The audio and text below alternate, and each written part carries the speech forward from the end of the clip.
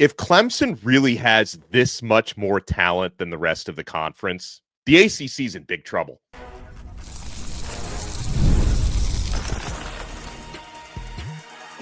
You are Locked On ACC, your daily podcast on the Atlantic Coast Conference.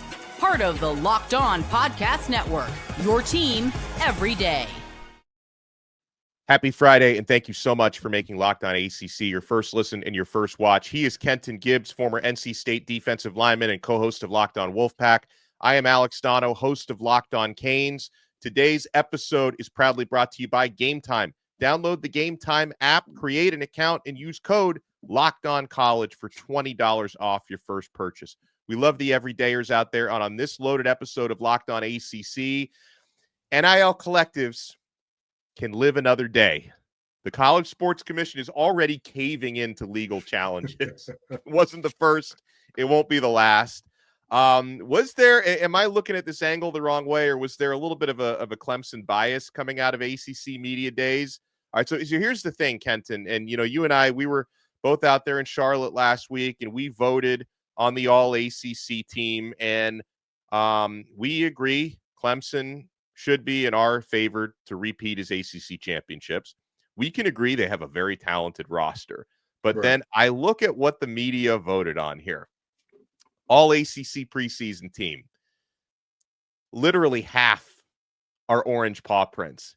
11 Clemson Tigers make All-ACC.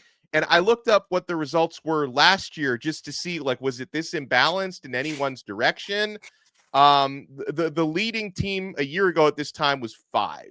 Miami had 5 to lead. I think Clemson had 4, Florida State. So I don't know, it was a lot. And obviously, with Miami having 5, I guess you could say, oh, they didn't win the conference. Clemson did, so they got it wrong. But 11, Kenton, is that, I mean, if Clemson's that much better than everybody else, forget about the SEC being top heavy. The ACC apparently is a one-team conference.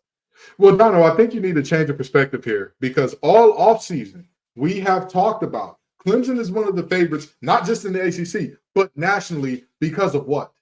Returning talent, returning more production than anybody else in the nation, basically. And we expect that an uber talented team that's returning more talent than anybody in the nation was not going to be a majority of this list. I mean, and here's the part of this where I really want to get into it and say, okay, you could make the argument that 11 is a lot, but even if you move these guys over to other conferences, how many of them are no longer on the board? How many of them? What conference is TJ Parker not an all-conference edge in? What conference is Peter Woods not an all-conference D tackle?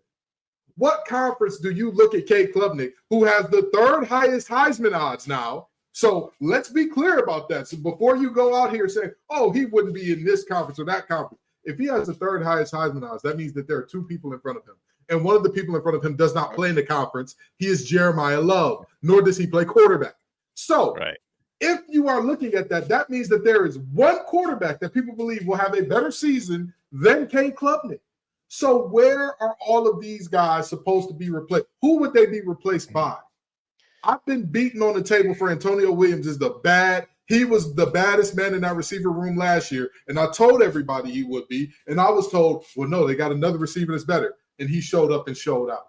Wesco, a phenomenal freshman who we expect to get better. The offensive line votes, I think some of those might get replaced if you go to other conferences. But every other vote, Sammy Brown and Wade Wudas, come on now. Come on. Who are you taking out if you put them in the Big Ten or you put them in the SEC? Man, I hear what you're saying, but if you were to put Clemson in every other conference, they wouldn't have literally half the all-conference selections. If you put them in the Big 12, who's replacing any of these guys? If you put them in the Big 12, Big 12, you might have 15 guys instead of 11. Sorry, Drake Toll. Hello. I'm not arguing that 11 is normal or that we should expect this year in, year out. If they put up 11 next year, we should absolutely be ringing the alarm for, hey, we have a problem. We have an issue. However, Cade Klubnik is going to be a first rounder next year. Antonio Williams is likely to be a mid-round draft guy if he decides to leave this year. Both of the defensive linemen I talked about going to be high first rounders next year. Wade Wudas, a little bit different in terms of draft profile. Avian Terrell, going to be a highly drafted guy. They're offensive linemen as well. I think some of those guys have a chance to make themselves lots of money this year. But over half of these guys are going to be gone next year or have the potential to be gone next year. So I think that this is the perfect storm of them having an amazing crew that all came back. I think that's all we're seeing here. And it's unfamiliar to us because we're so used to the transfer portal absolutely decimating teams to the point where, you're going to lose a lot of players. And even if we're not talking about the transfer portal in terms of decimating them by guys leaving, look at Miami from last year. Cam Ward gone, Restrepo gone. How many guys from that team that were impact players, your leading tackler from last year, Kiko, gone. All of those guys, if they came back, of course, you would be having a serious conversation about, are both of those Clemson linebackers better than Kiko? You would be having that conversation, but they're gone now. So this is a season where things just line up for Clemson in a way where they have a stacked team in comparison to the rest of the conference. Now, I do concede that if we see this become a trend where Clemson makes up half of the first team every year, then yes, we need to have a very serious come to Jesus moment about the conference. But I don't think that 1 year causes for that type of concern. This is the exception, not the rule. I got a point on that in a second, but first, let me go through this, the All-ACC preseason team, which is like, it's basically Clemson and a few others cherry picked in there. So quarterback, Clemson's Cade Klubnik. Running back, and there's some really good running backs in this conference. Clemson does not have either of the best, and I agree with that. Isaac Brown from Louisville, Jamal Haynes from Georgia Tech. Your wide receivers, Antonio Williams and Bryant Wesco from Clemson, Chris Bell from Louisville being the third. Tight end, they definitely got this one right. Justin Jolie from NC State. All-purpose back is Des Reed from Pitt. Offensive tackles are Francis Maui-Noah from Miami, Blake Miller from, you guessed it, Clemson. Guards are Keelan Rutledge from Georgia Tech, Walter Parks from Clemson, center Ryan Linthicum from Clemson, edge TJ Parker, Clemson, the other edge Reuben Bain from Miami. Defensive linemen are Peter Woods from Clemson and Darrell Jackson Jr. from Florida State, who, I mean, after Florida State's defense, the way they played last year, I felt like, hey, we just have to give FSU something. And Jackson, a really talented player, but I mean, linebackers, Kyle Lewis from Pitt, and the other two from Clemson, Wade Woodaz and Sammy Brown. Avion Terrell, who you mentioned from Clemson, one of the cornerbacks. Chandler Rivers from Duke, the other corner. Isaiah Wacobia from SMU, safety, and safety Terry Moore from Duke being the other one. So after Clemson's 11 selections, Kenton, tied for second place, you have Louisville, Pitt, Duke, Georgia Tech, and Miami with 2 apiece after 11. So all this is saying, you made your argument for Clemson having 11 guys, Right. But is it really this one-sided? Because, okay, last week at Media Days, and he got ripped to shreds for it by Paul Feinbaum and others, Rhett Lashley is up at the podium talking about how, the SEC is top-heavy because they've only had 6 teams win a conference championship since 1964. The ACC in recent years has been a lot of Clemson, a little bit of Florida State, and not much else. A couple random conference champions sprinkled in. And then you look at the All-ACC team, and literally half of it are Clemson Tigers. So, I mean, Lashley's talking about the SEC being top-heavy. The ACC looks pretty top-heavy this year. But this is 1 year. I think that we're looking at the context of 1 year versus him taking it back to when Bobby Bowden was getting his first job as a head coach. Like that's if we're looking at the ACC and we're saying, hey, Clemson has dominated in this way going back 50 years. Hey, you're right. I'm not going to argue with you. This is exceptionally top heavy. But we're looking at a situation where SMU, that was a first-year team last year, was just in it. Where we saw a Wake Forest versus Pitt ACC championship in very recent history. I was bald by then, so this wasn't that long ago. So, we're looking at situations where, again, I'm okay with having a conversation of if this becomes the norm, Clemson is absolutely, or the rest of the conference absolutely has to do more work to catch up to Clemson. But if we're putting it in context of the Rhett Lashley quote, then we're comparing 1 year to decades. We're comparing 1 year to, hey, Since what year was the last time you had somebody outside of Florida, Bama, Georgia, LSU winning? But how long has it been, Yeah.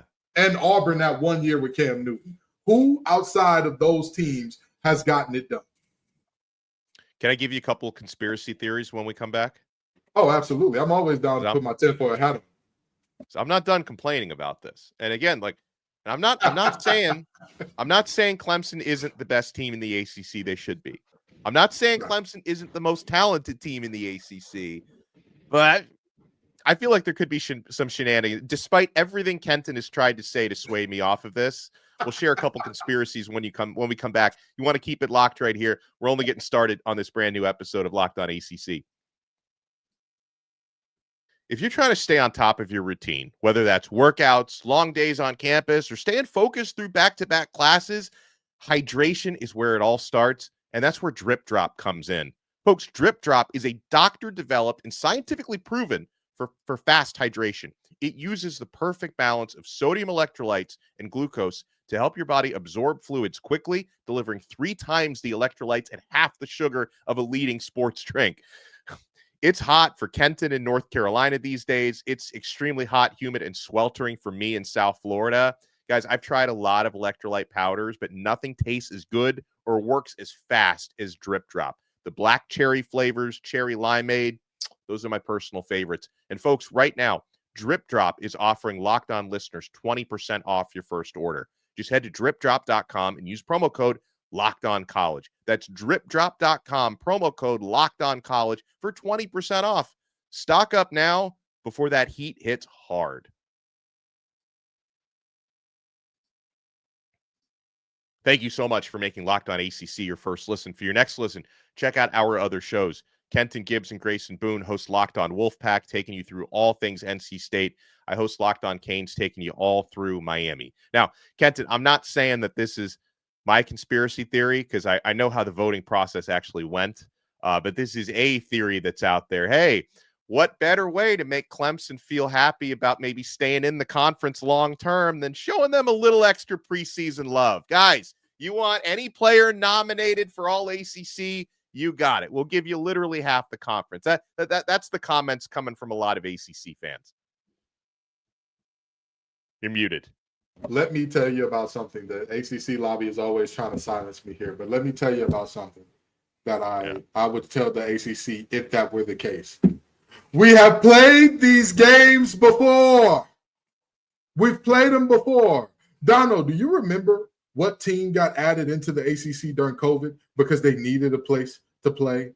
Notre Dame.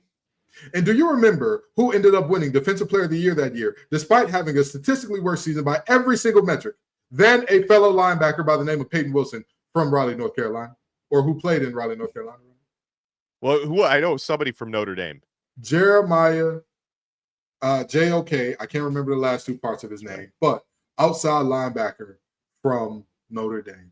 Again, they played the same position, and Peyton Wilson beat him in literally every statistical measure. Tackles for loss, sacks, intercept, everything.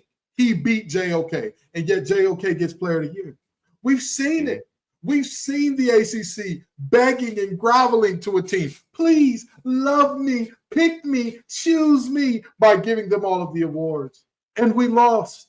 So if that is, I'm not going to dismiss that as hogwash. I'll give you a little bit of legitimacy there and say that I could see a world where that's feasible. But if that world is here, the ACC have got to be the biggest idiots of all time because in the words of former President George Bush, fool me once, shame on you. Fool me twice, you can't get fooled again. Okay? We've gotten fooled again if this is the case. But also, if that was the case, you'd probably see more than one Florida State player. You'd probably see more than 0 North Carolina Tar Heels because that's become a hot rumor, right? I mean, North Carolina does not have a single player on this list, not one. So, yeah, you'd probably see a little bit more of that. I did, though, I'll tell you this, Kent. I did notice something that rubbed me a little bit the wrong way when I was going through the ballot. And, people know, you see my background on YouTube. Obviously, I'm a Miami guy and I'm the Miami guy on this network, but I really tried to approach my ballot with as little bias as possible. I think there is some natural bias that comes into it because I, just naturally for my job, I watch Miami players closer than I watch anybody else's. So there may be some natural bias that comes into it, but I try not to go too crazy with it. So I didn't vote, straight up Miami guys all through my ticket or anything like that. I voted for a lot of Clemson players, okay? But I did notice something on those digital ballots that we were filling out. Like not every player, not every starter was even available for selection. I noticed that. You noticed that, right?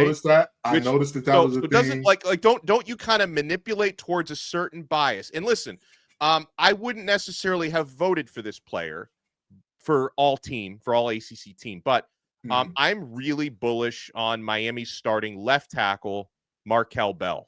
6'9", 340, got a lot of quality experience last year.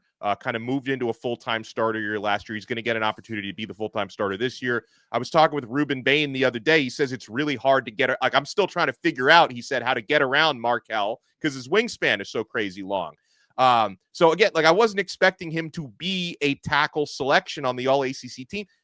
My man wasn't on the ballot, not even available for selection. So that's another way to kind of manipulate this. If you've got, a ballot that doesn't even include all the starting players in the conference at that position, you can steer the results in a certain direction.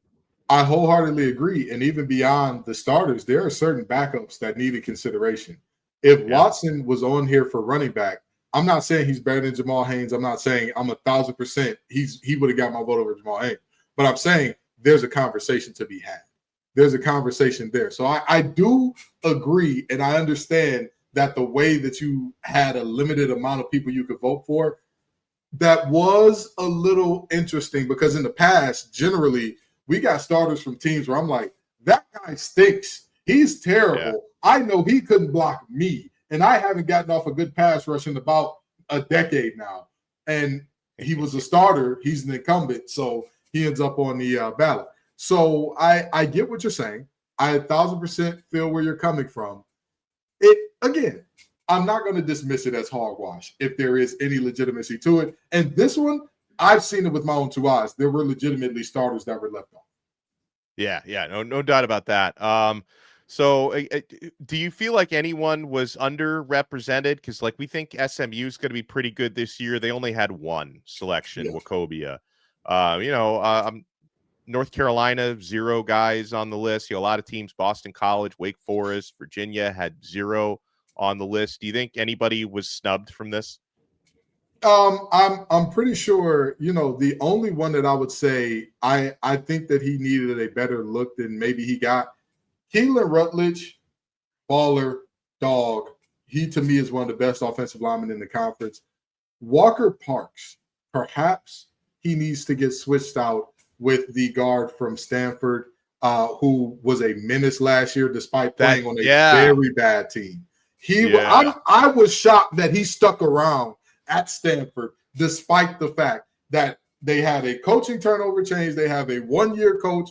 Everybody, all of his boys left. All of his boys left him out. They said, hey, man, we leave it. We're going to get the bag. We're going to play competitive football. And he stuck around at Stanford. But he was a guy that PFF ranks him as one of the best.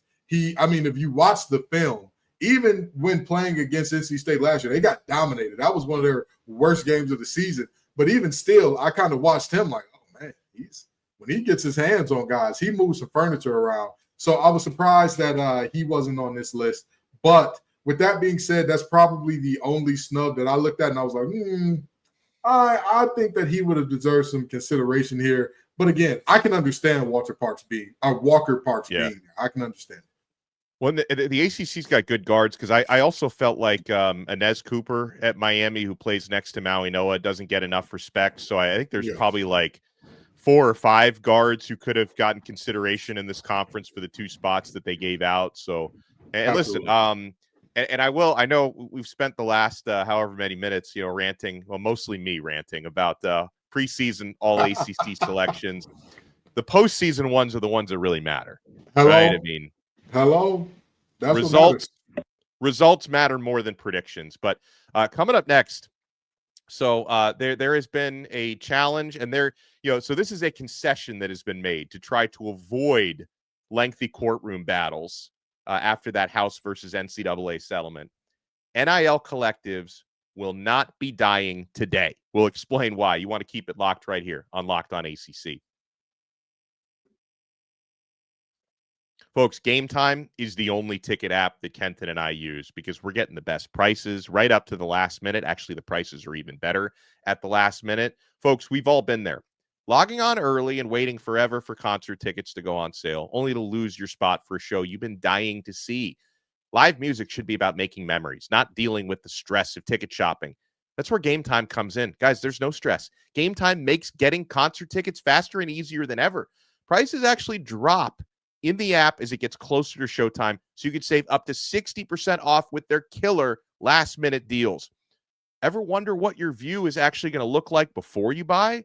The app shows you a panoramic view from your seat right there, so there are no surprises. With Gametime, the price you see is the price you pay. There are no hidden fees. Take the guesswork out of buying concert and show tickets with Gametime. Download the Gametime app, create your account, and use code LOCKEDONCollege for $20 off your first purchase. Terms apply. Again, create your account and redeem code LOCKEDONCollege. All one word, LOCKEDONCollege for $20 off. Download the Gametime app today. Last minute tickets, lowest price guaranteed.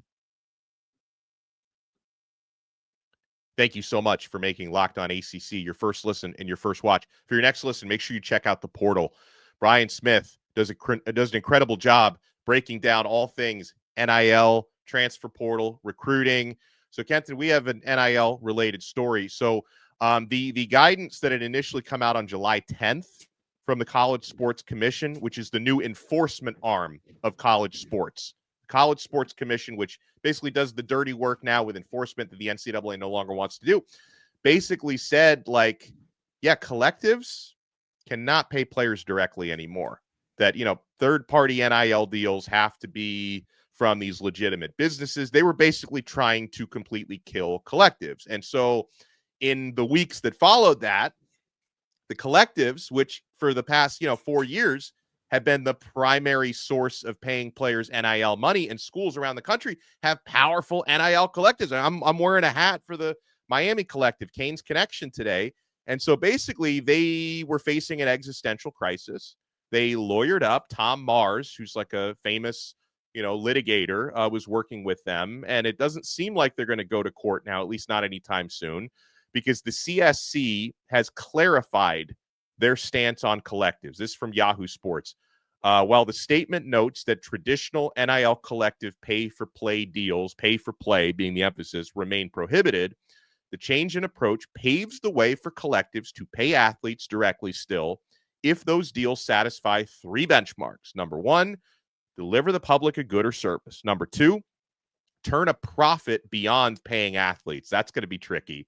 And 3, fall within a Deloitte-created compensation range standard to the CSC's NIL Go submission platform. So, all right. So the thing is, so you have to show that you are providing advertising for goods and services that are creating a profit. It can't be the strictly pay for play, which when I first read that, I'm like, well, still, how can collectives exist then? So here's the further clarification, Kenton, according to Ross Dellinger. This provides a path for collectives to hold an assortment of events to pay athletes, including merchandise sales, autograph signings, and athlete appearances, for example, at golf tournaments. So that's going to be the way collectives now have to operate. They can exist, but their existence is a lot trickier than it used to be. I see it like this. They're trying to close Pandora's box, which, Donno, it's famously easy to close. That is why it's the reference for whenever you want to reclose something, you call it a Pandora's box, because it's, when it's open, you just, little love tap, like the new soccer mom vents and all that. You just tap the top and it just rolls on down and closes. Tap the top of the hatch when it's open and it closes. This is foolishness. This is foolishness. What can any of these companies or what can any of these metrics actually do? What can Deloitte do to say, oh, this is the approved amount because of this reason? Yeah. What can they do to say, oh, this business is not returning a legitimate profit based on what we thing. How many startups don't return profits? I work in the startup environment. Do you know how many of them, despite raising hundreds of millions of dollars, never get profitable?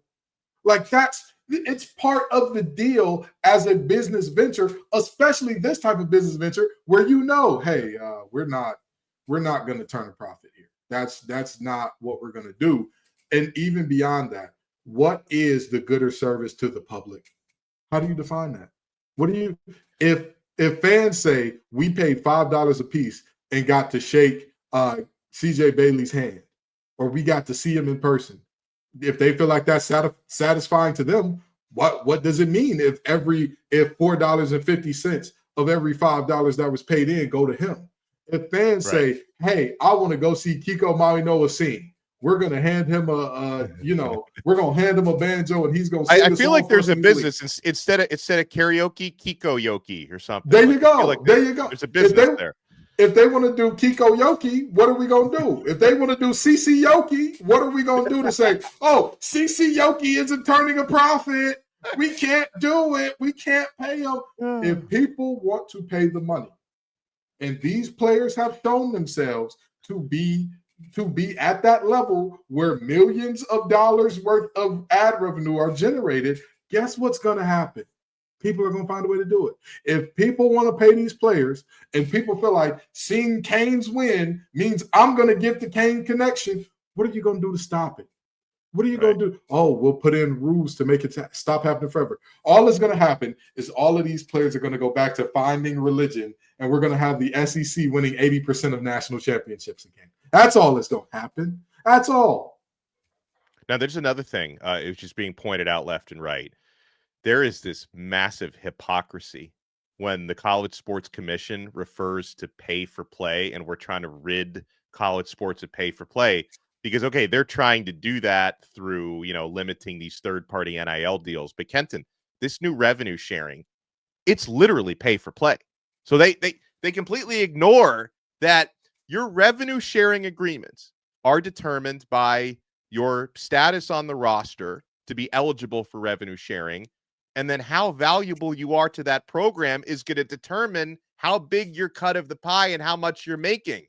That sounds like pay for play to me. So they're okay with pay for play when it comes to the $20.5 million budget, but God forbid pay for play becomes a factor with third-party deals. I'm going to say it, and I'm going to say it out loud. We need to stop using pay for play as a pejorative. That's what it should be. These young men are being compensated because they play well. Yeah, that's what it is. Right. I'm sorry. Donno, with all due respect, and by the way, I got my DripDrop. It's actually a really good product. I work out 5 days a week, go to Run Club 3 times a week. Outside of that, 5 times a week. You're hydrated all the time. Yeah, I actually am, Donald. I actually feel more hydrated and less tired than I used to before I started using DripDrop. But what would we do if somebody said, we're not trying to pay Donno and Kenton on a pod for pay basis? We want to make sure that if they are getting paid by DripDrop, DripDrop has to be generating a profit. I just think that it is insane. It is flatly asinine to keep using pay for play as if it's this dirty, bad word. I don't give a rat's behind. Guess what? These players everybody used to tell us in high school when we were playing football, only 1% of you all will go on to play at the college level, particularly FBS. It becomes even smaller. Now, granted, I went to a high school where those numbers are a little skewed because we're a little bit of a football powerhouse, but you still knew you are the exception. You are the exception. If these players are exceptionally talented, they deserve to be exceptionally compensated. In no part of the world can you say that Jeff Bezos has done something so exceptional on his own merit that warrants him to have $50 million to buy out an entire city to host his wedding. But because of our economic system, we believe, hey, you know what? Actually, you have. We're not going to regulate your money away. So why is it that these players are getting their money regulated away? When Nick Saban had his clause that he was top 3 in the SEC, top 5 nationally, nobody stepped in and said, wait, you're not providing a good or service to the public that's worth this. Why we're not doing pay per coach? When Kirk Herbstreit and Reese Davis get in that booth, nobody says, you're talking about amateurs. We are not giving y'all pay for broadcasts. That's insane, actually. We're not going to do that. We will give you free college credits to whatever school you want to go to. I'm fine with either allowing both or taking both, but I'm not fine with allowing one and taking one. I'm fine with all these college coaches being the highest paid state employees in all the states that they're in. I'm fine with that. I'm not fine with them being the highest paid employees and then looking at the players upon whose backs they generate the revenue and saying, oh, whoa, buddy, what are you doing? Why would we pay you beyond a scholarship? What? Yeah. No, again, if we want to pay everybody in just what they earn in TV revenue and what is college courses and all that, sure, let all these coaches get their doctorates, let all these coaches get their go to med school, do whatever you want to do, and then go into a more lucrative career. But if we're going to have a situation where we're telling players the only money that you can get paid is $600 or else we're going to put you under the magnifying lens, I don't think that Aflac had that agreement with Saban. I don't think they have that with Deion Sanders. So, for me personally, either make it fair for all and everybody get paid or nobody get paid. Amen to that. Awesome job as always. He's Kenton Gibbs from Locked On Wolfpack. Follow him at TGIF_Kenton on X. Follow me at Alex Donno and at Locked On Canes. And we'll talk to everyone next time. Have a great weekend on another episode of Locked On ACC, part of the awesome Locked On Podcast Network. Your team every day.